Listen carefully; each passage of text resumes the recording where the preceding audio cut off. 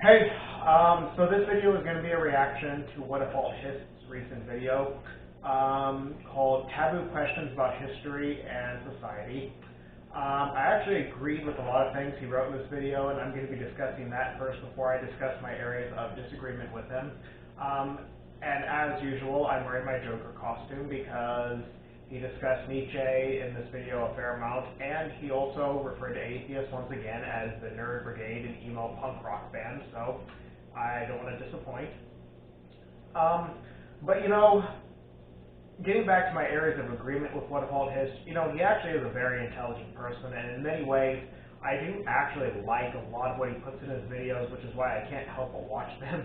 And then sometimes I get upset by some of the stuff in it, which is why I react to them. But some areas of agreement that I had with this were his opinions on how sex is looked at in many areas of society, how war is looked at, and how gender dynamics are looked at. And to go to the first one I mentioned, sex, you know, one thing he gets very right in this is he discusses how basically there's still a lot of squeamishness in American culture and many other cultures regarding sex these days.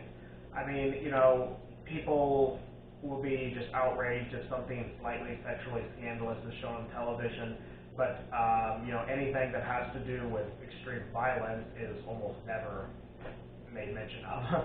And that is true. You know, I remember back when I was growing up, around the time the first Scooby-Doo live-action movie came out. It was roughly around the same time Gladiator was coming out, and there was a parents group that wanted Scooby-Doo to be like banned from any kind of a petition to ban Scooby-Doo and to keep kids from watching it because they were so outraged about the way the girls were dressed in the movie. Which, by the way, the girls were just wearing like tank tops that I think exposed their midriffs and their shoulders or something. It wasn't what you call super explicit. The Scooby-Doo movie was awful for more than a number of other reasons. But Gladiator, on the other hand, I loved, but it was pretty violent for kids to watch. And I remember that some of the parents in that same group were also having watch parties, which they had their kids at for Gladiator, which is pretty hypocritical, you know. And I thought pretty ridiculous to have 10-year-olds watching something that violent. But then going to the next area of agreement that I had with him, it was about war. You know, one thing he mentions in this is that war actually has many positive benefits sometimes for society, and it's kind of a necessary evil. And I actually do kind of agree with him on this. Now, I know war is a terrible thing, and it's always the last option, but sometimes war is not avoidable, as we're seeing in the Ukraine-Russia situation right now, where the Ukrainians are obviously very justified in their defense of their home country, and, you know, they've actually won in many ways a great victory already by standing up as well as they have to the Russians. But for both nations, it's best, of course, that war draw down very quickly. But Whatifalthist makes the same point in his video. He talks about how disease has been a far bigger killer than war has throughout history, especially considering that half of the deaths in wars have been because of disease and starvation. And that war sometimes just happens no matter what, and to some extent it's just a necessary evil that we have to live with. And also Nietzsche referenced this as well.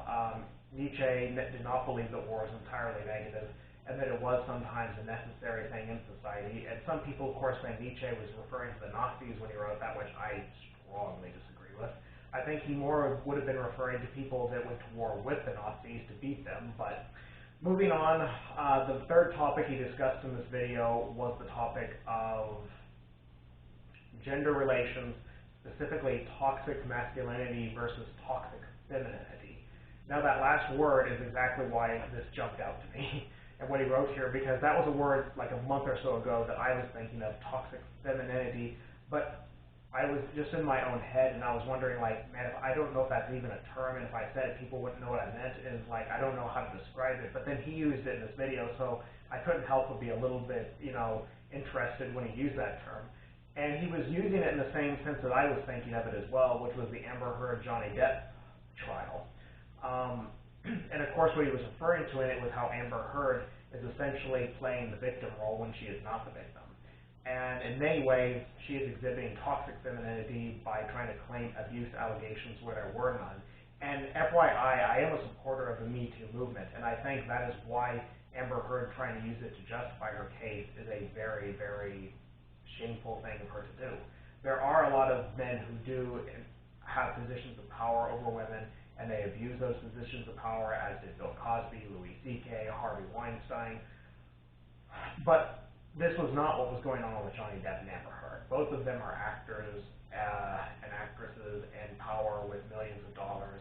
They're husband and wife. They're not co-workers. She does not work under him, and she is not his subordinate.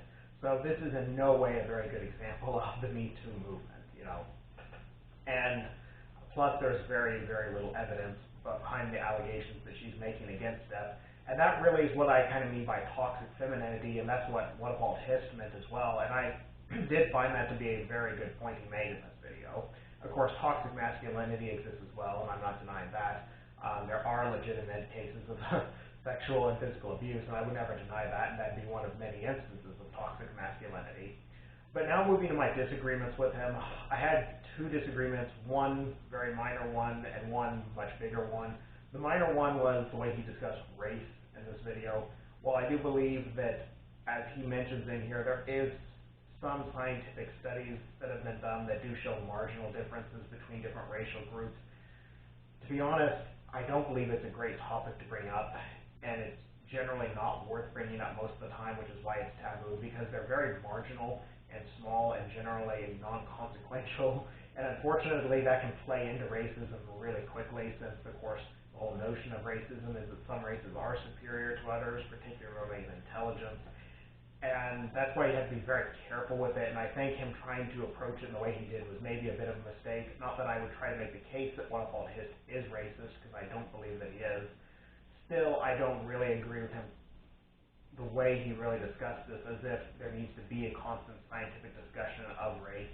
I don't know that that is necessarily always a positive thing. But anyways, the last point I wanted to talk about in this video, of course, which is, as usual, my main area of disagreement with him, was the issue of religion, and how he talked about basically in this, well, he talked about a lot of things regarding religion, one of which was interpretations of the Bible, one of which was Nietzsche, but one of which also that I wanted to discuss at first that was kind of interesting was he had a political compass like you can often run across on the internet, where you have conservative, liberal, libertarian, authoritarian, and he kind of mapped it out with his own classification. He had scientific Marxism on the authoritarian left.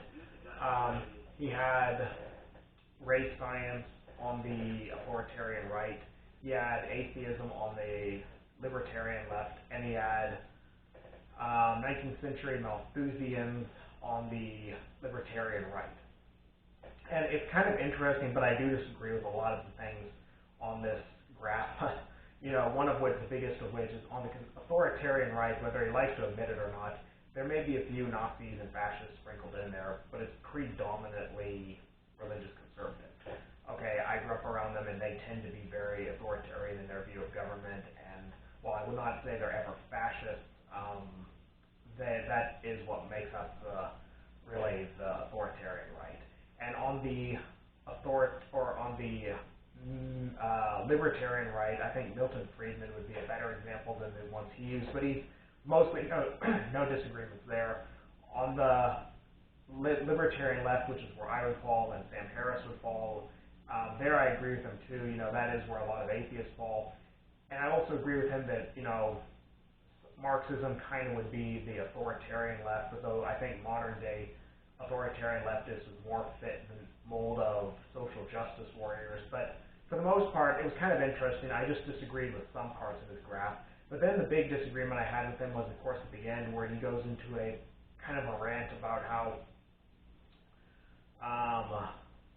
many Christians reinterpret the Bible through modern lens, and that is why we reinterpret it too conservatively.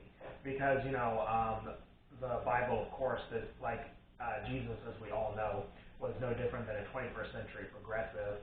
And instances like Sodom and Gomorrah, where the city was destroyed because of homosexuality and other vices and sins, well, it wasn't actually referring to homosexuality, it was exclusively referring to rape, which, on the Sodom and Gomorrah example, that one's kind of complicated and I won't get into, but really what's kind of just absurd about this is,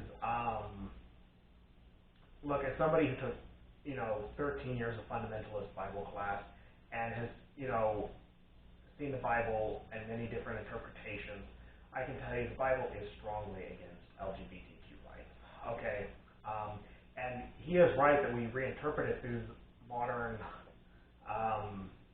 perspectives, but the thing is, we liberalize it more through modern perspectives. We don't make it more conservative. I mean, to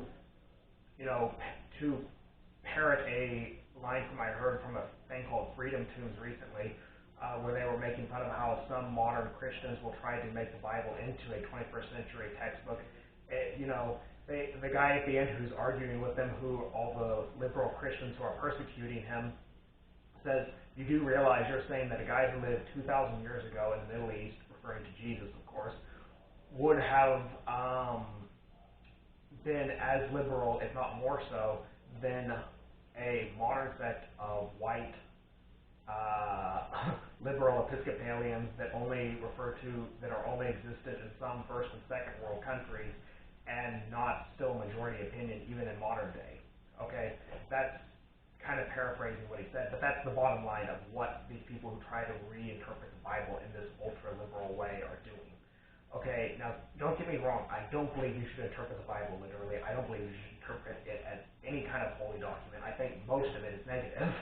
Okay, but fundamentalists are more technically accurate probably in their interpretation of it, because if you can't take it somewhat on surface value, then trying to skim through the I don't know how many different interpretations and languages and culture that's been reinterpreted through over the last several thousand years is truly a pointless thing to do, and honestly that should be reason enough for anyone to not try to interpret it literally. But it's even more absurd when some liberal Christians will say that they do and then interpret 0.2% of it literally, and then say that this is the inerrant word of a God. Okay, it's hypocrisy on a kind of sickening level, and that's what Whatifalthist is doing here. And he's kind of condoning it, and I can't help but get irritated about it because it irritates me in many areas of life. And then the last thing he says here is he compares Nietzsche to the Bible. He talks about how you can't interpret everything Nietzsche said as literally, and the same is true with the Bible. Well, that is true technically, except for one problem. Nietzsche